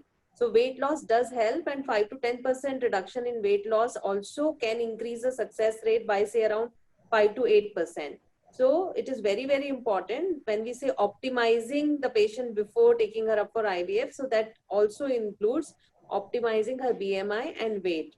Now, as far as being underweight is concerned, so these girls have chances of going into hyperstimulation and all. So their nutritional levels, if we feel that they are deficient in some particular nutrients, then they should be supplemented. But per se, underweight, like we have to, our target should be bring them back to a normal BMI. Even vitamin D, Abdul, there's a lot of deficiency in the Middle East in women with vitamin D.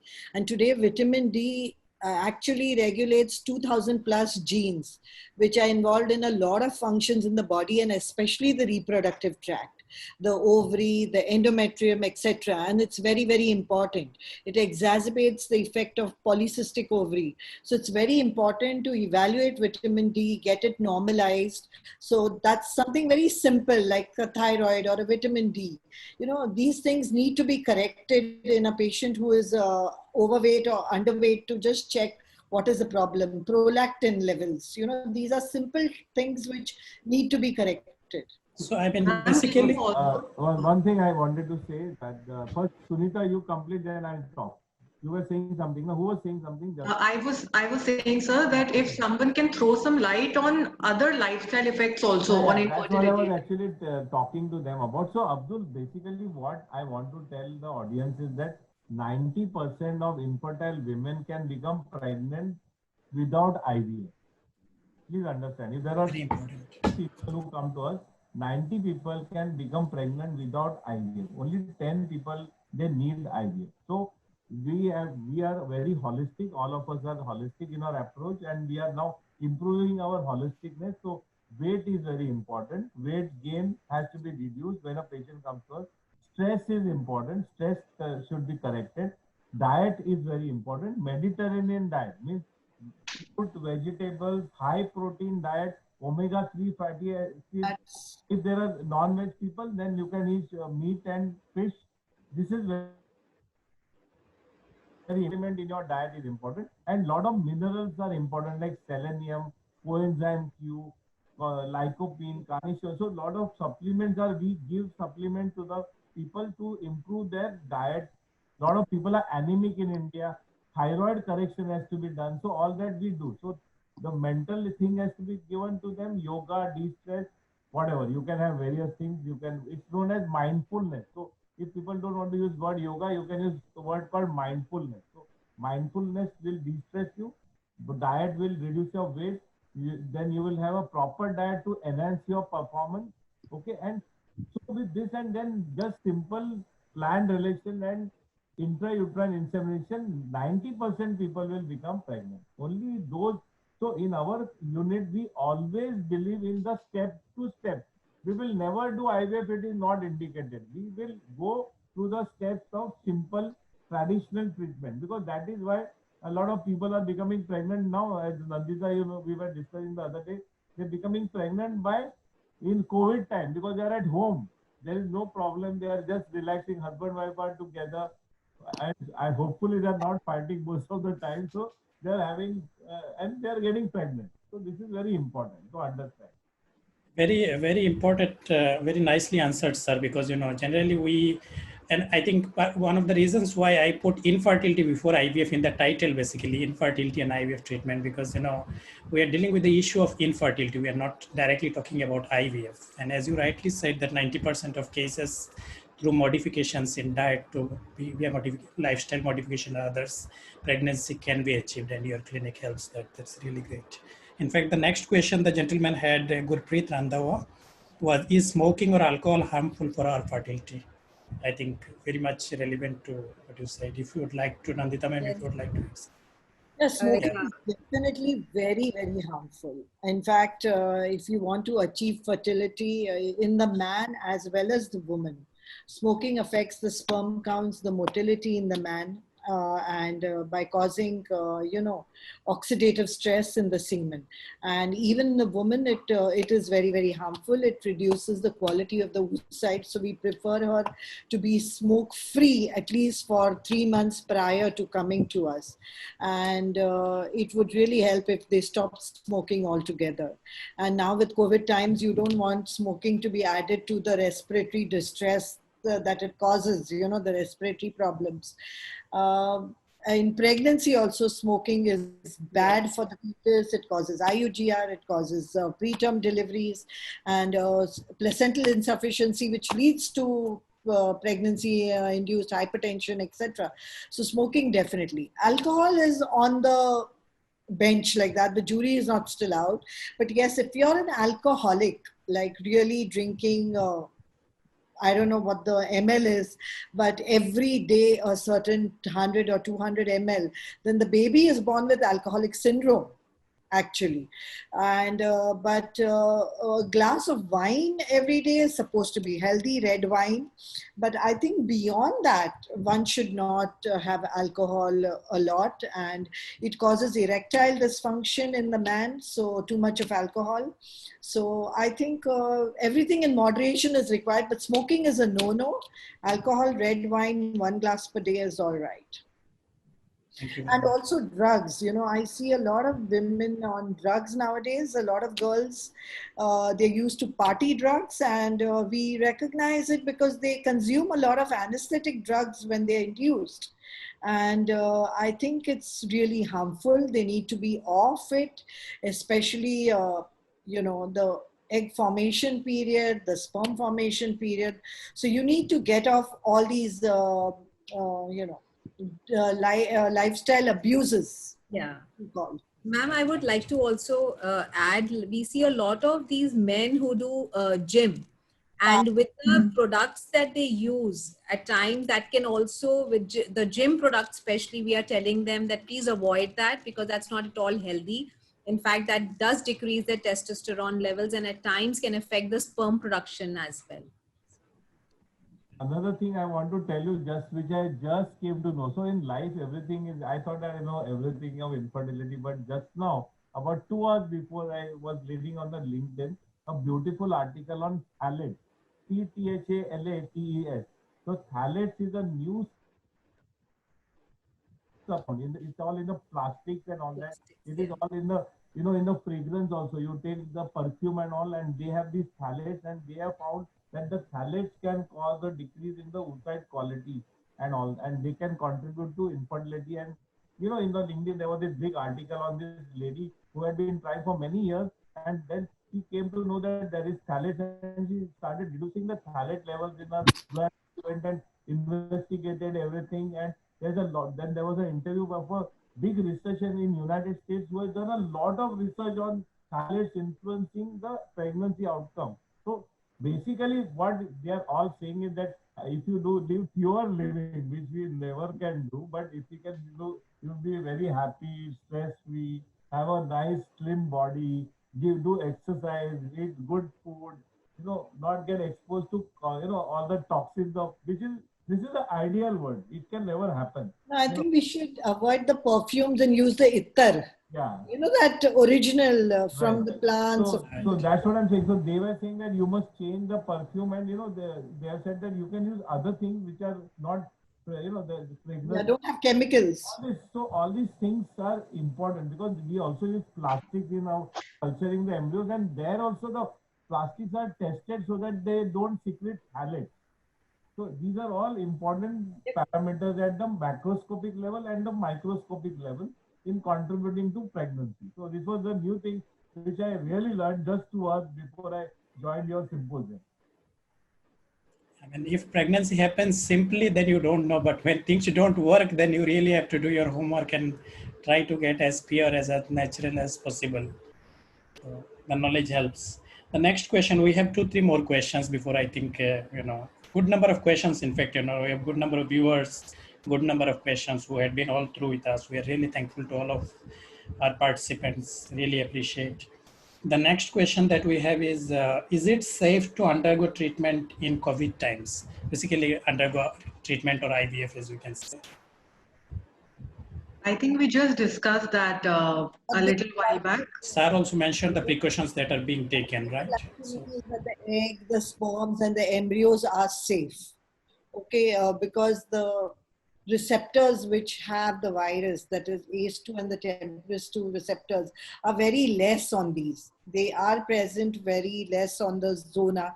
So if you do a lot of washing and all, these are absolutely safe. In fact, there's a latest one which I read, Rishikesh, August 2020 fertility sterility, which says that the semen does not contain COVID virus. So basically the question in everybody's mind is, are the eggs, sperms and embryos safe from COVID? And I think so far, whatever studies have come, we know that it is safe, and all the procedures, we do frequent washing of all the sperms, the eggs and the embryos, and that would really clean up the virus. If at all there is a theoretical risk, so far it has not been found, and it is completely safe. And the lab, I feel, is the best part because it has air filtration units, virucidal filters and all. So our embryologist is the most protected person in the lab, and your gametes are in that lab.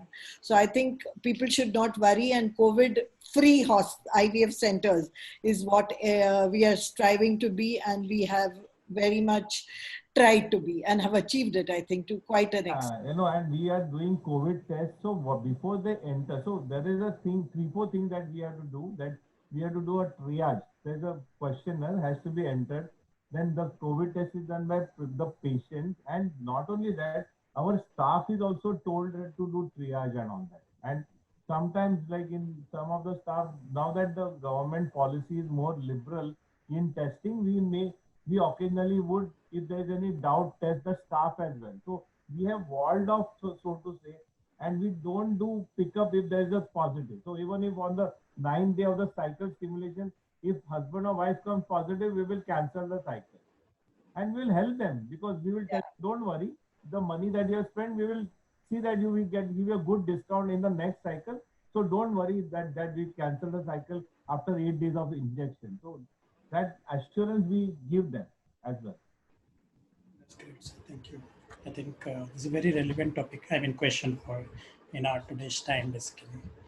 The next question, I'm sure Dr. Minu covered it, but still just, if you can quickly talk about it. Can you talk, Umu Jalloba from, she has asked that, can you talk about the preparation of the endometrium before the frozen transfer? I'll repeat. Can you talk about the preparation of the endometrium before the frozen transfer? Yes, definitely. See, endometrium, as I was showing in the slides also for the viewers, that it is one of a very, very prime importance for us. So any patients, first of all, the very first look that we look is through a 2D ultrasound. We try and look at from the 2D and the 3D ultrasound whether there is any pathology which is sitting inside the endometrium, number one. Number two, in case it is there, which like it can be a polyp or it is a fibroid or there is any issue which is inside or any adhesions, if it is inside the endometrium, that will be taken care prior to even we decide to take them for an endometrial preparation. Second, we also look at something called as an hysteroscopy. We tend to go in and, look in if there's any pathology, correct it. And also there's something called as a scratching, where it helps the endometrial receptivity. It helps towards that for the implantation.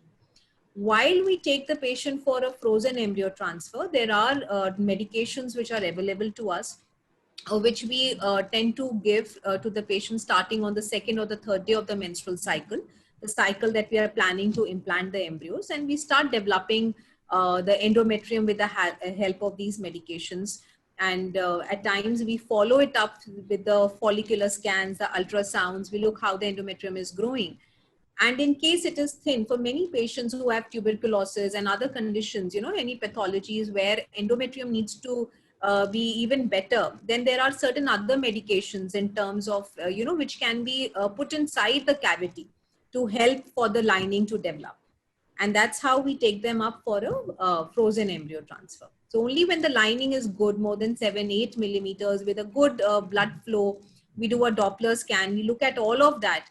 That's a time when we decide, yes, now the womb or the uterus is ready for an implantation. And then we go ahead with the transfer. Thank you, Dr. Miller. Sir, would you like to add something? No. Almost the last question, just one more after that. Garima Gulia is asking, one of my friends has tried twice and it didn't work out for them. So what are the chances of success and what are they dependent on? I'm repeating, one of my friends has tried twice and it didn't work out for them.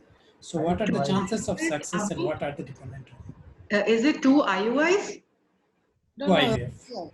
IVF. We have a similar question, but I think, because this is a very prime question, so it may be answered again. Abdul, come to us.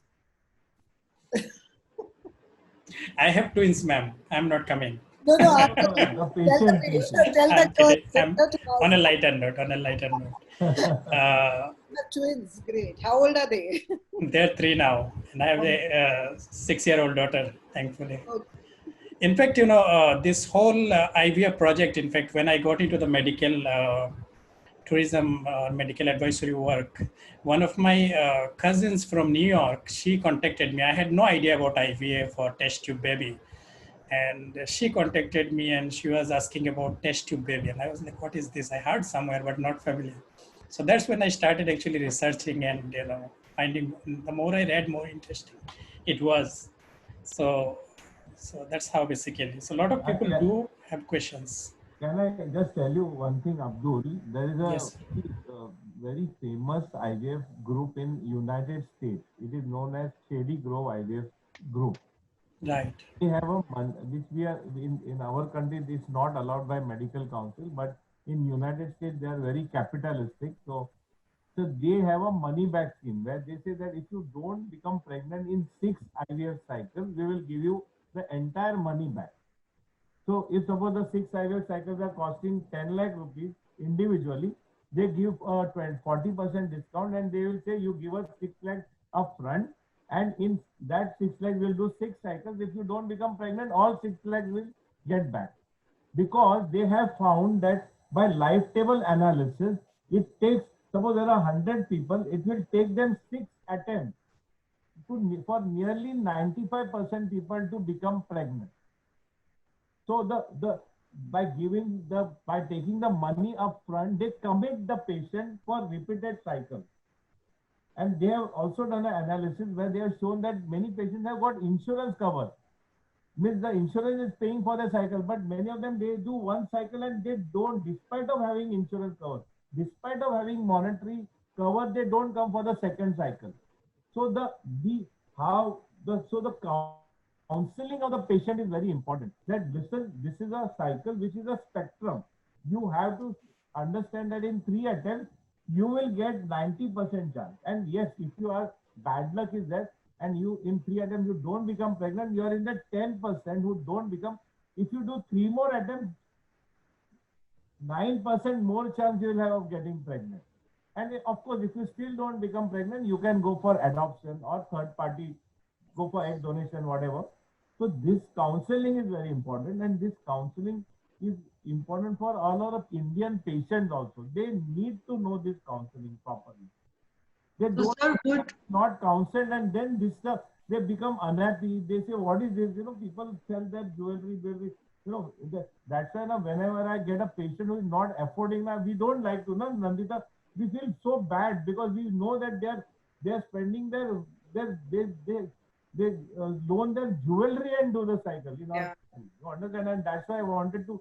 Even in another interview, I was telling that our Ayushman Bharat scheme, they should allow all the BPL patients should be, and they don't need to do any IVF centers. There are 3,000 IVF centers in India. Each one of us can do 1,000 cycles easily. You do, the government, and if there is a poor patient, our unit will do it for 60,000-70,000 rupees. I'm telling you. If there's a BPL patient, I will do it for 60,000-70,000. Not, of course, in North India, I can't do it at that. But in our Western India, we can do it because in North we can do a cycle for 90,000 or a lakh. But in Western India, we have self-stone centers. I can even, me and Dr. Nandita can do a free cycle also. That's much power. Thank you That so is much. the power of a doctor. A doctor can give treatment which no other person in the world can give. And I always say that we are even better than the businessmen because we can give a treatment. The power of giving is so important for us. When Nandita? That's why we don't like EMIs also, Abdul. A lot of times if the patient fails, the cycle has come negative and they're paying every month for that cycle. It's very, very traumatic. I mean, so many people came to us and offered us these schemes. I have just not taken those schemes for this reason. See, we cannot make everybody pregnant. It takes time. So you need to understand that. And remember in the COVID times, one patient paid money for freezing, and the next day she called up and she said her husband has lost a job. Can you refund the money? We refunded that money. Yeah, I know. We have to be kind. I think COVID times have come to such a situation. You have to be kind to everybody. Very true, very true. And in fact, many people, when they actually think about IVF, I mean, many gynecologists even today don't really have much idea about IVF. They do not really recommend. Many of them will, keep on doing tests, diagnosis, and everything, for years. So right? Yeah, results are not good. But so until the patient comes to you, they have been to a treacherous journey altogether, already. Abdul, now the things have changed. When we started IVF 30 years back, there was hardly any referral. Now a lot of gynecologists are referring. The mindset has changed. They have understood that IVF is a good technique, and the things are now becoming better. And most of them are now doing a good job. I will take just last two questions. One question from my side, actually, this has not been asked by any participant, but we do get it, and very important question. Many patients do have the concern that, how do I know, how can I be sure that the sperm or the egg is mine? I mean, what is the, What's your favorite question? No. Basically, we have got what is known as a witness system in the lab. We are now changing also in the next 1 year or so. All the labs will become electronic witness system. So there is a electronic witness system also which is available. So we are now in the transition phase. All the labs, we were actually going to arm all the labs with the electronic system. But there is a fear in the electronic also. If there is a wrong tagging at the beginning, there can be a problem. So I always believe in a mechanical system. So mechanically, all the steps are witnessed by two individuals. So right from the egg collection, so signature is also given. That's called a witness system. That is in place. And see, ultimately now there are so many rigorous kind of steps that are in place that still, so the chance of a mistake happening is 1 in 30-40,000. You understand? But that's like how a plane is landing and you crash the plane. So that is like, it's like that kind of catastrophe. And so we are very careful. And so people don't have to worry. Means intentionally, no one, because, as I told you, the DNA fingerprinting test, which you at present is available for, let's say 25-30,000 rupees. Maybe in 10 years time will be available for 300 rupees. You understand? So the DNA fingerprinting test is there. So, I mean, no one is going to do any mixing and all unless there's a consent. So, and as I told you, we are going towards, there's no fun in giving a pregnancy with a donor form. You know, The challenge. give it with the own sperm and egg. No? That is the challenge. So 90% of the people, our unit, our donor program is very less, and consenting is done. So witnessing is done, and now electronic witnessing will be introduced. Some units have already started. Our units are now in the process of fully becoming electronically witnessed. Besides the standard witness system, which is already there, I personally prefer a double witness system. So even if I use an electronic witness system, we will continue the double witness system, which is human based. So I think human based system along with a combination of electronic system will make it more foolproof of any mix up occurring. Like what was that movie recently? Which is Good news. Good news. So the good news actually in practicality doesn't occur so much, though there are mishap once in a blue moon that may occur. For example, in USA there was a mishap, in UK. So despite of so much this thing, but it's very rare. So we must not look at the rare. There, so anything can happen. Earthquake can also happen. So that is, but it doesn't. COVID is a rare act of God, according to many. So these are rare occurrences. They are not the norm. Thank you so much, sir. I think with this question, we are done with the medical part of it.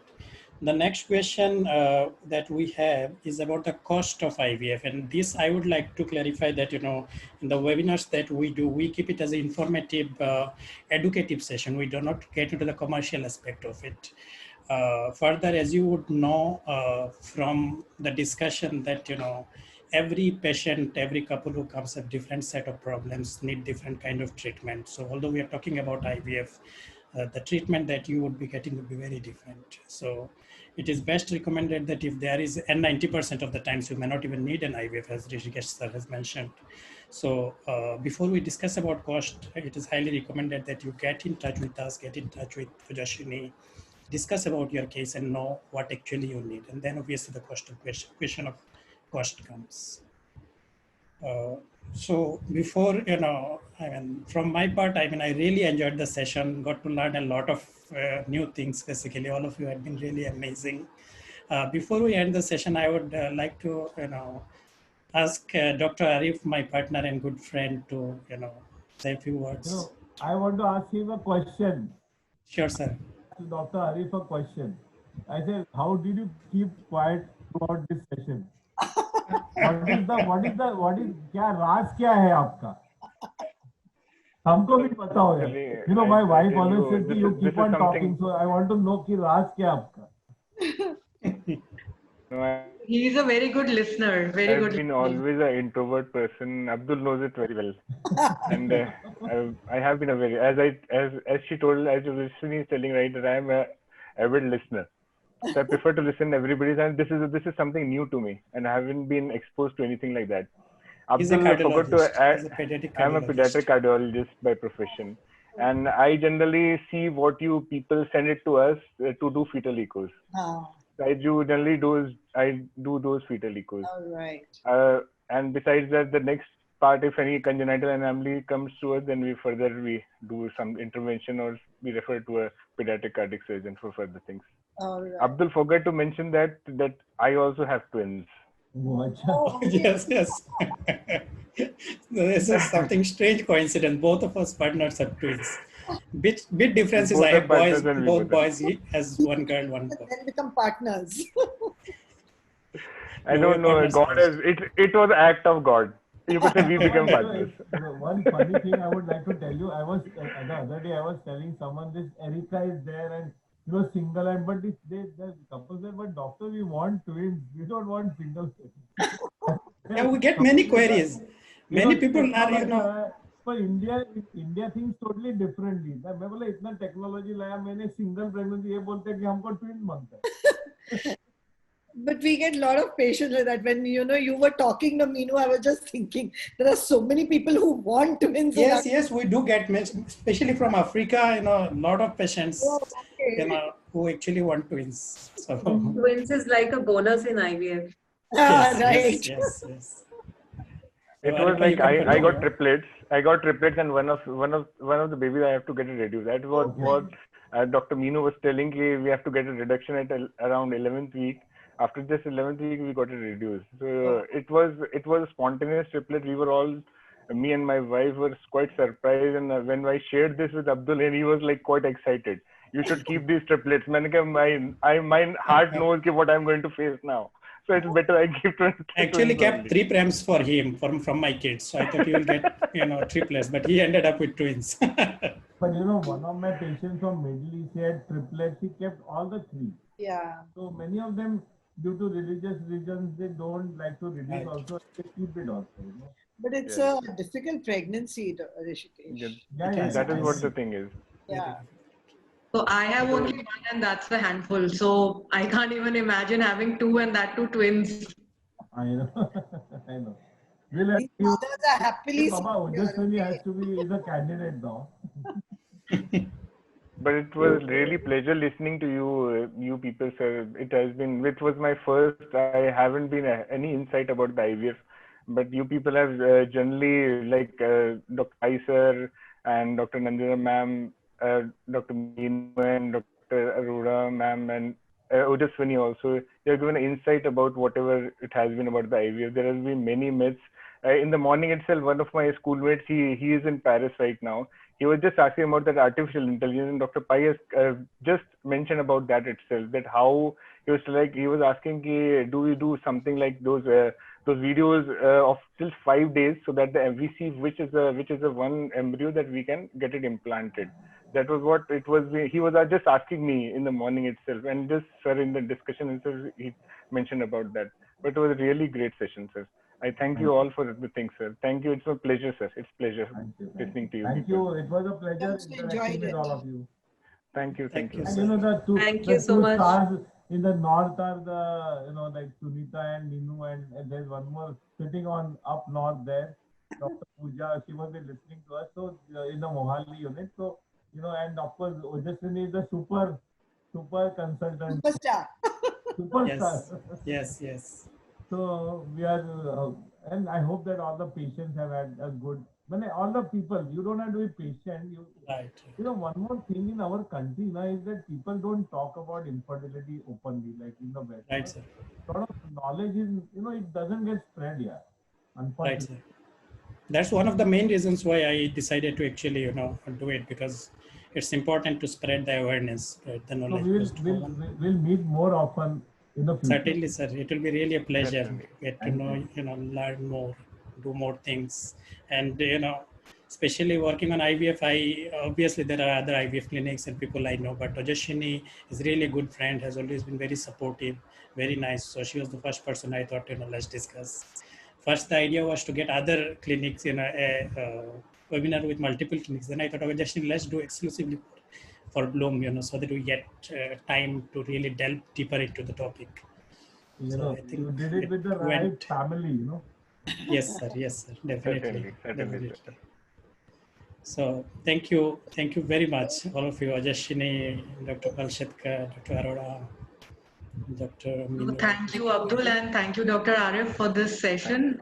And thank you, sir, ma'am, Dr. Sunita, Dr. Meenu. I think it was special thanks to all the participants. There have been a lot of participants. It's a very niche topic. I was really kind of apprehensive that very niche topic. We may not be having a lot of people, but at any point of time we had a very significant number of people who were present. Even now I see despite over 2 hours we have almost 20-25 people there. A lot of questions. At one point almost 70 people. So I think it was a tremendous success. And obviously, at a webinar, when you discuss something, it gets recorded and people, many more times the actual number actually get to see it, learn from it later. So I think it was a tremendous success. Thanks to all of you for your preparation, time, effort, everything. Look forward to doing more things like this. Thank you so much. Bye. Good night. Good night, sir. Good night, everyone. Good night. Thank Good night, you. everyone. Thank you, Ojaswini. Thank you, Dr. Arif. Good night. Pleasure. Very good.